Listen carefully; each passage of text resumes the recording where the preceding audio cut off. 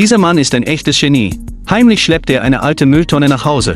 Aber was hat er damit nur vor? Zuerst zeichnet er ein Rechteck, ganz im Stil eines Lautsprechers. Dann kommen 2 Kreise dazu, sorgfältig abgemessen. Entlang der Linien wird alles präzise ausgeschnitten. Am Boden schneidet er ebenfalls einen runden Ausschnitt aus. Auch der Deckel muss angepasst und nachbearbeitet werden. Dann montiert er die Hauptplatine eines Lautsprechersystems darauf. Mit Schrauben wird alles fest fixiert. Im Anschluss setzt er den Lautsprecher in die runde Öffnung ein. Auch hier sorgt er mit Schrauben für sicheren Halt. Jetzt wird klar, der Mann ist ein echter DIY-Profi. Er hat schon viele kreative Geräte selbst gebaut. Und diesmal verwandelt er eine Mülltonne in einen Lautsprecher.